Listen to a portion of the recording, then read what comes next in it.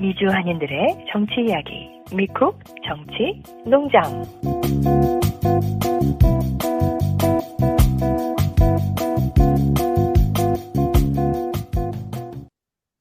안녕하세요. 미쿡 정치농장. 오늘도 어김없이 애청자 여러분 곁을 찾아왔습니다. 오늘도 함께 해주시는 염사저씨, 그리고 양희님, 그리고 오늘 특별히 김용훈 교수님이 함께 해주고 계십니다. 안녕하세요. 안녕하세요. 예, 지난주도 굉장히 핫 이슈들이 굉장히 많았었는데요. 제가 엊그저께 눈길을 끌었던 것이 한동훈 장관의 딸이 MIT에 합격을 했더라고요. 그래서 참 조민 양, 그 조국 전 장관의 딸이랑 좀 비교가 되는 부분도 있고, 그리고 또 희한하게 그 MIT에다가 이거 스펙을 알아봐야 된다, 뭐 이런 그런 의혹들이 있더라고요. 혹시 아님 혹시 들어보셨어요? 네, 저도 안 그래도 제가 가끔씩 자주 가는 그 미시스A에서도 그렇고 또 어떤 분이 어 카톡으로도 보내주셔가지고 봤는데 이 한 모양이 본인이 그 인스타그램 그 MIT 합격자 모임 그룹이 있대요. MIT 클래스 오브 2027 거기에 뭐 버블티 카페에서 찍은 사진하고 해가지고 이렇게 올렸더라고요. 그래서 나는 서울에서 왔다. 뭐 아직 전공을 정하지는 못했지만 뭐 생물학과 관련된 분야를 생각하고 있다. 이렇게 올린 거예요. 그거를 그러니까 자랑스럽게 올렸겠죠? 그러니까 너무나 많은 미국에 사는 그 미씨들이 공개를 하는 거예요. 어떻게 너무나 많은 그 스펙들이 가짜로 만들어진 게 이미 기사됐었잖아요. 근데 그거를 다 무시하고 그렇게 넣었다? 근데 그러면 그건 너무 언페어하잖아요. 그래서 어떤 분들이 이렇게 시작을 해서 그 change.org라는 그 청원 사이트에다가 그 한동훈 딸의 허위 스펙 의혹에 대한 한인들의 입장문이라는 청원을 게시를 했고요. 저도 사인을 했습니다. 벌써 10,000명, 한 12,000명이 넘었다고 하거든요. 아마 오늘 체크해보면 더 많을 것 같아요. 그 자식을 둔 부모라면 제가 볼 때는 다 붕괴할 것 같아요. 누군가는 이 사람 때문에 자기가 또 들어갈 수 있는 학교를 못 들어갈 수도 있는 거잖아요. 그리고 음, 그냥 넘어가면 안 될 것 같아요. 그건 너무 진짜 아까도 말씀하셨지만 조민 양은 그 필요도 없는 이상한 대학교의 그 표창장으로 그것 때문에 뭐 다 취소가 되고 그 엄마는 감옥에 가 있고 그런데 정말 너무 화가 나요. 그러니까 그 한동훈 장관의 딸이 약간 거짓 스펙 의혹들이 굉장히 많은 것들을 당당하게 들고 가서 MIT에 합격을 했다. 이 부분에 대해서 붕괴하고 있는 것이다. 뭐 이렇게 요약할 수 있겠네요. 그거는 사실은 어떤 거를 썼는지는 그것까지 디테일하게 우리는 모르지만요. 왜냐하면은 이런 사람들이 그 스펙 관리를 해주는 그런 곳이 있다 그랬잖아요. 특히 이 한동훈 장관 딸의 경우는 뭐 가족 중에 한 분이 미국에서 그런 비즈니스를 하시는 걸로 들었거든요. 그렇기 때문에 철저하게 뭐 스펙 관리를 다 해줬는데 실제로 했다기보다는 만들어진 거죠. 뭐 어디 연구 논문이라든가 막 이런 식으로 참여해서 그런 저자로 등록이 되고 그래서 지난번에 문제가 됐던 것들은 제가 알기로는 뭐 뺄 수 있는 거는 이름을 다 뺐다라고 하는데 요번에 또 MIT 정도로 들어가려면 여러 가지 그런 조건들이 있는데 이 사람이 사용한 게 정말 다 합법적인 건지 아닌지 아니면은 정말 합법적으로 한 것만 넣는지 그건 아무도 알 수 없잖아요. 그렇죠. 그거에 이게 대해서 학교가 아니니까. 예. 정확하게 확인을 해라는 거죠. 만약에 음, 정말 100% 완벽하게 좋게 해서 들어갔다면 그거 갖고 누가 뭐라고 하겠어요. 할 말 없는 음. 거지. 뭐 아마 뭐 그런 이야기를 지적을 하면 뭐 유전적으로 이제 뻔뻔함을 장착했다고 하면 이제 좀 그냥 묵살하고 들어가지 않을까 뭐 이런 생각도 드네요. 지난주에는 뜬금없이 그 감청 도청 사건이 터졌습니다. 그래서 지금 대한민국이 굉장히 난리가 났는데 우리 정부만 좀 애써 좀 침묵하는, 이게 좋은 게 좋은 거라고 뭐 이런 식으로 애들로 허허허허 이러면 허허실실 작전도 아니고 이렇게 넘어가는데, 혹시 양님이 이 소식 들으셨죠? 네. 제가 지금 조금 전에 그러니까 회사에 있으면서 퇴근하기 전에 잠깐 도대체 청와대가 어떻게 이거에 대해서 반응을 했는지 청와대 웹사이트를 들어가 봤어요. 그랬더니 그 공식적으로 청와대에 올린 그 공식 입장을 알려드립니다라고 하면서 미 정부의 도감청 의혹에 대해서 양국 국방장관은 해당 문건의 상당수가 위조됐다는 사실에 견해가 일치했다고 이렇게 하면서 이 그 용산이 청와대보다 훨씬 더 안전하다고 그런 그 말도 안 되는 말을 하고 있어요. 우리 그때 음, 기억나시는지 모르겠지만 그 급하게 용산을 들어가느라고 그 공사며 그런 거를 졸속으로 하고 또 거기에서 그 수주를 준 그 회사도 뭐 어떤 국가 기밀인 것처럼 얘기하면서 그런 거 하나도 안 밝혔잖아요. 어딘지, 왜 음, 이렇게 했는지, 누가 했는지 그런 것도 하나도 안 돼서 이 약간 걱정되는 말들을 전문가들이 많이 했었단 말이에요. 근데 그거를 다 무시하고 훨씬 더 안전하다고. 그렇기 때문에 절대로 그럴 리가 없다고. 근데 미국에서 인정했잖아요. 어느 정도 100% 이렇게 또 정확하게 인정한 건 아니지만 이런 일이 벌어진 거에 대해서 뭐 더 알아봐야 된다라는 식으로 어느 정도는 사실이라는 걸 인정을 했단 말이에요. 음. 근데 네, 완전히 그 맞습니다. 제2의 또 날리면이죠. 바이든 날리면 그거예요. 왜 이런 걸 갖고 야당에서 문제를 만들어서 청와대를 공격하고 그 미국과 한국의 그 친한 관계를 망치냐 이러면서 공격을 하고 있는 거예요.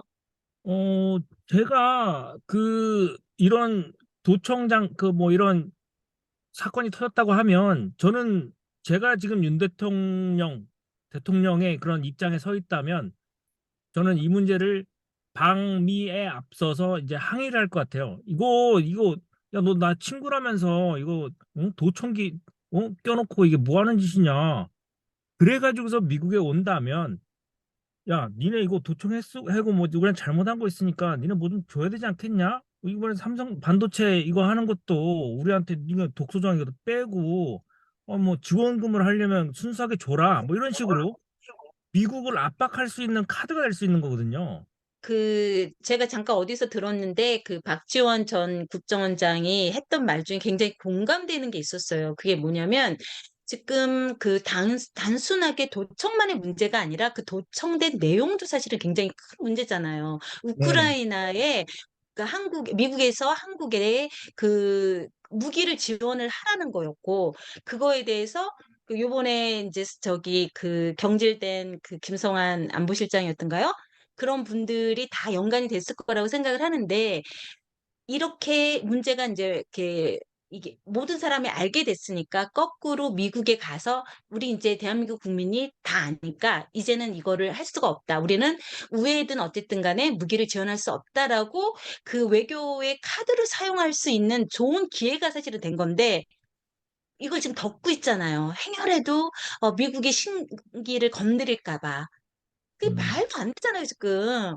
도대체 대통령이며 그 저기 대통령실이며 외교부며 정말 음, 이렇게 그럼 뭐, 오히려 그러니까 저 안 좋은 기회지만 말도 안 되는 이건 절대로 있을 수 없는 일이 벌어졌지만 이제 수습을 일단은 해야 되니까 그런 방법으로 해결해 나갈 수 있는 방법도 있는데 그것마저도 포기하고 있는 이 정부는 정말 너무 화가 나요. 괴로워요. 예, 뭐, 약간 그 소식을 접하고 이게 우리 대한민국이라는 존재가 약간 미국의 꼬봉 같은 뭐 그런 존재로 느껴지고 자긍심, 뭐 자존감 이런 것들이 그냥 싸그리 무너지는 듯한 느낌을 받았고요. 뭐 되려 미국이 싸대기를 뺨을 딱 때렸는데 맞은 놈이 야, 너 손 괜찮니? 뭐 이런 참 굉장히 비굴하게 짝이 없는 그런 행동이라고 생각을 합니다. 염사저 씨 어떻게 보셨어요? 네, 일단은 듣고 보시는 분들을 위해서 간단하게 사실관계를 좀 설명해 드릴게요. 그 연합사족 육해공군 다 모여 있는 거기에 있는 문건이 이 해킹당한 건 아니고 이 프린트 된 것을 누가 찍어 가지고 게임하는 사람들이 모여 있는 곳에 소셜 미디어에 이 게시가 됐어요. 처음에는 그게 문제되지 않다가 이제 결국 점점 더 많은 사람들이 그걸 보고 나서 야 이게 뭐야 바로 하면서 급속하게 이제 퍼져나갔던 거죠. 그리고 워싱턴 포스트지의 기자가 직접 설명하는 걸 봤는데 뭐 이 문건들은 사실입니다. 사실. 내용들은 사실이라고 해요. 물론 그 뒤에 한 번 나온 문건들을 누군가가 또 조작하고 바꾸고 해서 또 침소봉대할 수도 있고 그런 일은 있지만 기본적인 자료는 사실이라고 합니다. 예. 거기서 이 미국 정부가 적국과 우방 모두에 감청을 한다는 것은 오늘만의 일이 아니죠. 그전에도 있었죠. 에드워드 스노우덴 그 NSA를 위해서 일하던 사람이 그 얘기 양심선언 하고 나서 러시아로 갔고 뭐 알다시피 위키릭스 있지 않습니까?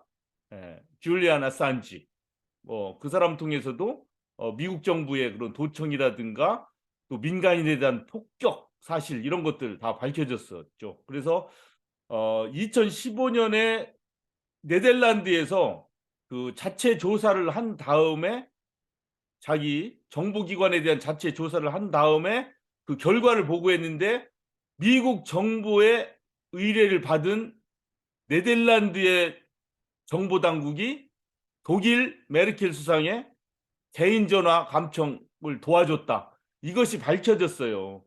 몇 년 전에. 그래서 그거에 대해서 뭐 물어보니까 뭐 다 얘기를 안 하죠. 다들. 미국 정부도 노 코멘트, 네덜란드 정부도 노 코멘트. 그러나 한 나라가 우방국의 어떤 주요 기관이나 정보기관에 감청을 한다는 것은 있을 수 없는 일이고 그건 부도덕한 일이다. 라는 점은 분명하게 했죠.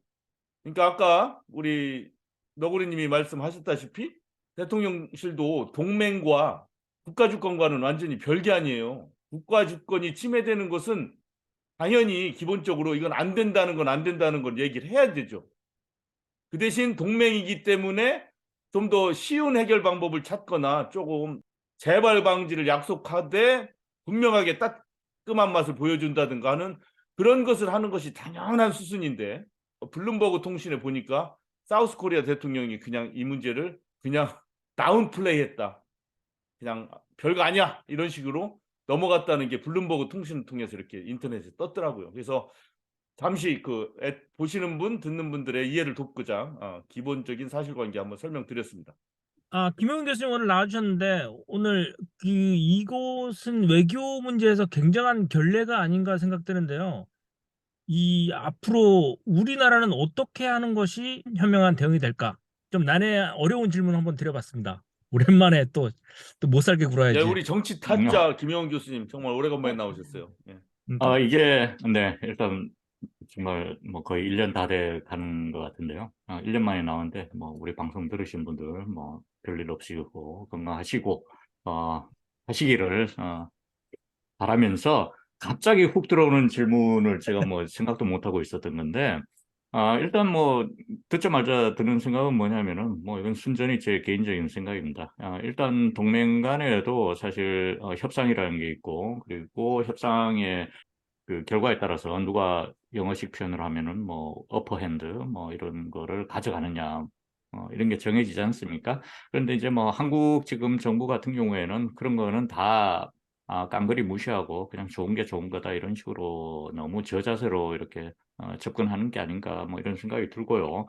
그리고 아까 우리 패널 분들께서 말씀하셨듯이 지금 이러한 게 미국과의 외교 관계에 있어서 한국이 요구한 거를 조금 더 쉽게 말하면 잘 팔 수 있는 어떤 그러한 바게닝 칩으로 쓸 수 있는 그런 거라고 볼 수 있는데 그거까지도 아예 묻어두려는 어떤 그러한 정부의 입장이 너무 뻔하게 보이는 것 같아서 사실 안타깝습니다. 이게 뭐 동맹은 동맹이 우리가 뭐 동맹을 폄훼하고 동맹이었던 거를 동맹 아닌 걸로 되돌리자 이렇게 주장하는 사람들도 있겠지만은 뭐 많은 대다수의 분들은 그런 주장보다는 동맹은 여전히 계속 가야 된다 뭐 이런 식으로 주장하시는 분들이 많지 않을까 싶은데 동맹이라고 해서 좋은 게 좋은 거다 과연 그러한 인식이 그러한 정책 방향이 바람직한 것인가에 대해서는 이거는 뭐 제 개인적으로 판단하건대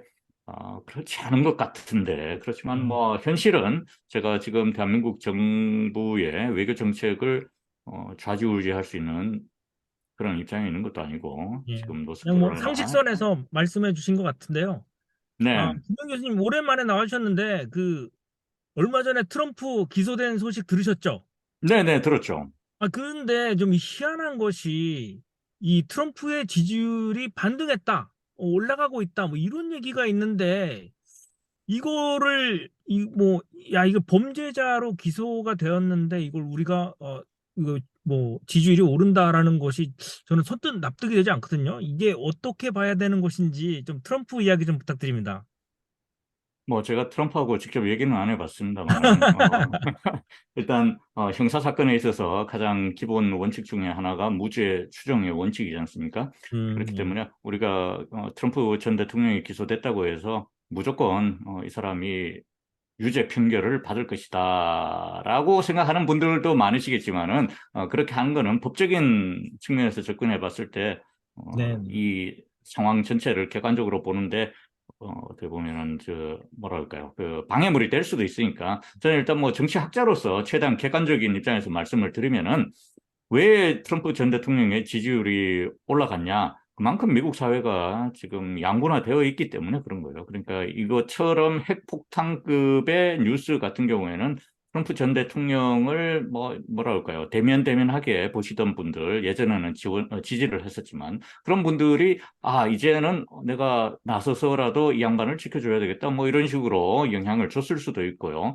그리고 뭐 트럼프 전 대통령의 대안을 이렇게 살펴보던 분들도 이거는 아니잖아. 정치적인 도의가 아니잖아. 뭐 이렇게 생각하는 분들도 이렇게 있었을 거고. 그리고 또 다른 중요한 점을 우리가 잊지 말아야 되는 게 뭐냐면은 미국 정치 역사상 전직 대통령이 형사범죄 혐의로 기소된 게 처음이기 때문에 그만큼 미국 시민들이 받아들이는 충격은 상당히 큽니다. 그렇기 때문에 우리가 예전에 전두환 그리고 노태우 전 대통령들이 기소됐을 때 그때를 기억하시는 분들이 계시다면은 우리가 그때 받았던 느낌, 그때 받았던 충격 이런 것들을 한번 생각해 보시면 좋을 것 같아요. 물론 그 이후에 태어나신 분들도 많으시겠지만은 그런 분들 같은 경우에는 뭐 이명박 전 대통령이라든가 박근혜 전 대통령 그리고 노무현 전 대통령과 관련된 형사 사건들 기소 재판 이 정도까지 생각을 해보시면은 그 당시 받았던 그 충격적인 느낌을 어느 정도 이해를 하실 수 있지 않을까 생각이 드는데요. 그리고 제가 지난달 30일 날 대배심이 기소를 결정하기로 했고 4일 날 트럼프 전 대통령이 법원에 기소 인부 절차 때문에 이렇게 나타났었는데 그 다음날 학생들이 상당히 충격적인 얼굴이 상기되면서 어떻게 생각하냐고 막 질문들을 제가 가르친 과목과 일부는 뭐 상관이 없었지만 그래도 이렇게 퍼붓는 그런 학생들이 꽤 많았었거든요. 그만큼 미국 학생들이 전반적으로 정치에 별 관심이 없지만 어쩔 수 없이 정치학이란 과목을 몇 개를 들어야 되는 이런 상황에 처한 학생들이 상당히 많음에도 불구하고 그러한 질문을 던졌다는 것은 미국 시민들이 받아들이는 충격파, 미국 시민들이 느끼는 충격파가 그만큼 컸다 이렇게 보시면 될 것 같고요. 다시 처음으로 돌아가서 그만큼 미국 사회가 양분화되어 있기 때문에 트럼프 전 대통령의 반대편에 서신 분들이 아닌 이상은 트럼프 쪽으로 약간 기우는 경향이 지금 여론조사 결과에 반영된 게 아닌가 그렇게 이해를 하시면 될 것 같습니다. 그러면 제가 예, 덧붙일게요. 솔직히 예, 얘기해서 이 미국에 일어난 일은 미우새를 좀 보셨으면 좋겠어요. 제가 유튜브 봤거든요. 트럼프 지지율 급등 뭐 그거 어느 근거를 했는지 모르겠지만 한국 뭐 유튜브나 여기에서 이렇게 자극적인 제목 달아가지고 더 조회수 늘리게 하는 것들에 현혹되지 않았으면 좋겠어요. CBS 오늘 결과 보니까 그렇지가 않아요. 전혀. 예, 트럼프 지지율 그렇게 급등되지 않았어요. 그냥 뭐 돈 모금이 뭐 성금이 더 됐다 어쩌다 그런 거 하나 듣고서 한국 유튜버들이 조회수 늘리기 위해서 하는 말들과 우리 미우새처럼 사실을 기반으로 얘기하는 것을 좀 구별했으면 좋겠어요. 결코 트럼프 지지율 반등되지 않았어요. 그래요? 예, 제가 직접 봤습니다. CBS에서 자료 근거들 다 보여줬습니다.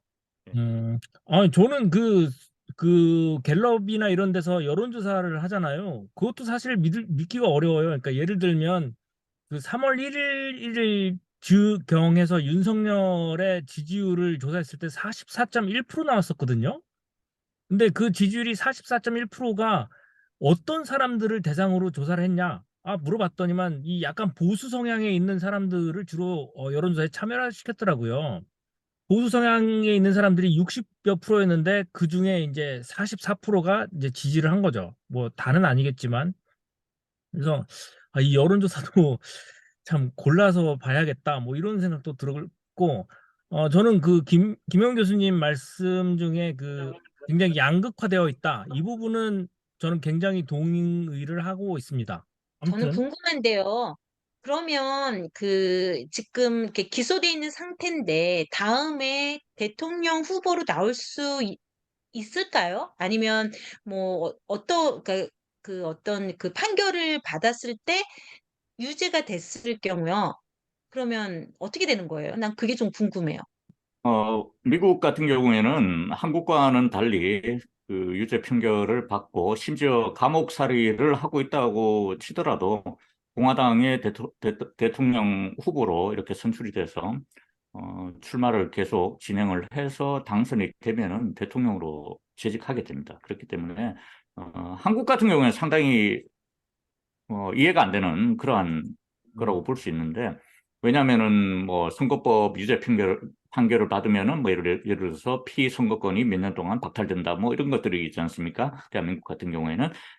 그런데 이제 미국은 제가 알기로는 트럼프 전 대통령이 재판에 이렇게 계속 출석을 해야 되는 상황이 오더라도, 아니면은 더 나아가서 유죄 판결을 받고 뭐 다시 항소를 하고 해서 다시 유죄 판결을 받고 또 뭐 항소를 해서 최종적으로 유죄 판결을 받더라도, 그리고 그 이후에 감옥 생활을 하더라도 대통령으로 당선이 되면은 대통령으로 재직할 수 있다. 이게 지금까지 알려진 음, 법적인 판단입니다. 굉장히 개성 있는 법을 가진데 미국이랑 자유스러운 건가? 그래서 저는 아무튼 좀, 겁나요. 근데 그러면 여기서 진짜 그 생각을 해보셔야 되는 게, 이게 미국에서 헌법을 처음에 만드신 분들, Founding Fathers라고 하시는 분들, 뭐 그 이후에 헌법은 아니지만은 뭐 형사법들, 뭐 선거법들 이런 관련된 연방 정부 차원에서 이런 법률 체계를 구축하신 분들, 이런 분들이 당시에 법조문을 쓰실 때 이러한 상황을 어떻게 예상이나 했겠습니까?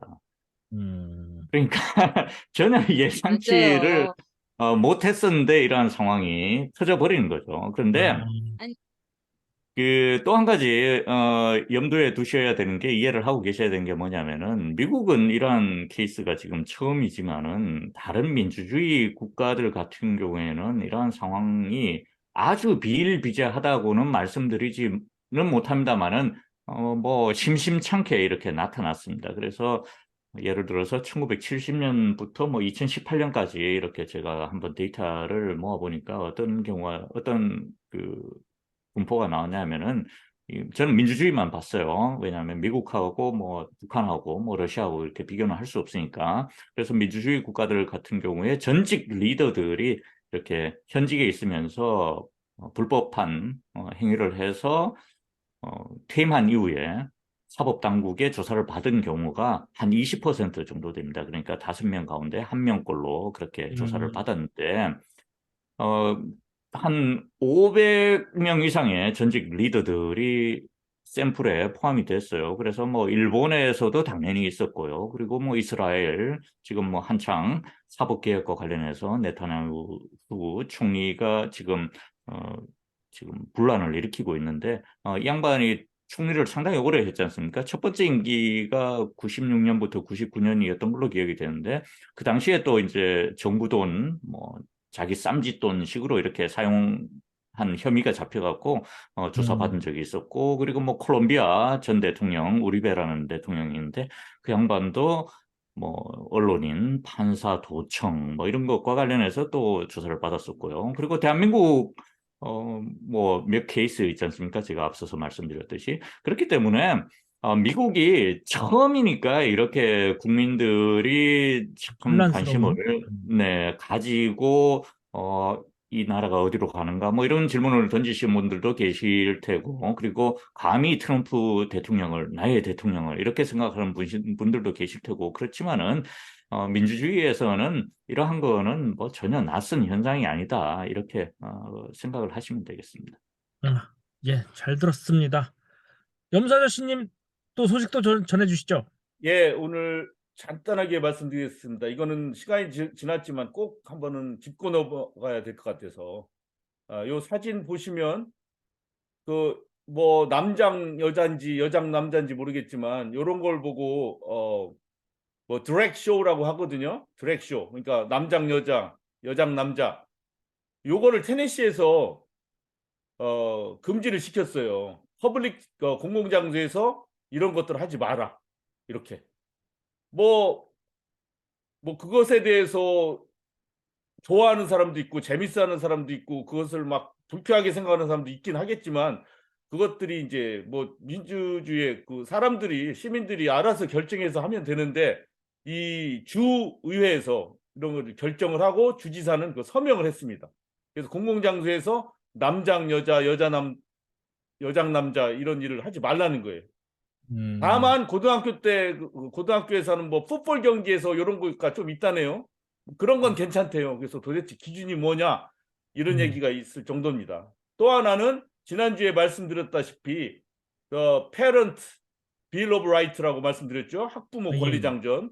예. 그렇듯이 테네시에서 또 이런 도서관, 이 도서관 사서분입니다. 이분이. 또 테네시에서는 그런 경향의 일환으로 책들을 학교 도서관에서 퇴출을 시켰어요. 그렇죠. 예. 예, 마음에 안 드는 것들은 다 퇴출시키는 거예요. 자기 학생들을 보호한다는 그 미명하에. 근데 이런 책들 중에는 어떤 것도 있냐면 그 나치가 유대인들을 죽인 헐로코스트 관련된 책 있죠. 네. 그런 거조차도 다 지워버렸어요. 퇴출시킬 정도예요. 그러니까 이 누군가가 검열을 한다는 것은 이렇게 부당한 거예요. 어떤 사람의 기준에 의해서 이 책은 좋은 책이고 저 책은 나쁜 책이고 이건 읽혀야 되고 저건 읽히지 말아야 된다고 할 수가 있겠습니까? 이런 부작용이 엄청나게 나타나지 않습니까? 이러한 테네시의 분위기의 분위기 때문이라고 할 수는 없지만 그러한 차에 결국 크리스천 엘레멘터리 스쿨에서 지난달에 9살짜리 학생들과 나이 드신 교직원들이 총 참사를 당했지 않습니까? 예. 참사를. 그러니까 이 총기 관련한 문제에 관해서 이 주의회에서 테네시 주의회에서 잡는 을박을 하던 와중에 테네시 3인방이라고 할 수 있겠죠? 저스틴 존스와 저스틴 피어슨 이 두 명 그리고 또 글로리아라고 하는 또 백인 주 하원의원 3명이 총기 사건 같은 거 나는 데 있어서도 계속 이 공화계가 장악하고 있는 주의회와 주지사가 이 총기를 더 쉽게 살 수 있도록 하는 법안을 통과시키려고 하는 거예요. 그러니까 이 두 20대 의원들이 항의를 했죠. 프로테스트를. 그러자 이 주의회에서 공화당이 장악한 주의회에서 이 2명을 퇴출시켜 버렸어요. 자기들이 투표해가지고. 이 민주주의 국가에서 물론 총기에 관련해서는 의견이 여러 개 갈릴 수도 있다고 하지만 바로 총기 참사가 나가지고 아이들이 죽고 교직원이 죽었는데 거기다 대고 총기를 더 쉽게 살 수 있도록 하게 총기 사는데 뭐 백그라운드 책 같은 거 완화하고 이런 것에 공화당이 하니까 이거 누가 봐도 이거 이거 너무나 한심스러운 일하니까 그것에 대해서 20대 청년들이 그 의원들이 항의를 한 거예요. 평화적인 시위를. 근데 그거 시위했다고 해가지고 그래도 동료 의원 아닙니까? 당이 달라도 이 사람들을 퇴출시킨 거죠. 공화당 주 의원들이. 이 너무나 안타까운 일입니다. 그래서 이 열렬 청년 의원들은 우리가 좀 기억을 했으면 좋겠어요. 저스틴 페어슨, 저스틴 존스입니다. 우리 노스캐롤라이나에서도 마찬가지예요. 제가 지난번 한 2주 전에 말씀드렸잖아요. 그 노스캐롤라이나에서도 총기를 피스톨, 핸건 쉽게 살 수 있게 제가 볼 때는 계약을 시켜버렸어요. 이 주의회에서. 그래서 주지사가 로이 쿠퍼 주지사가 비토를 했다는 것까지 말씀드렸지 않습니까?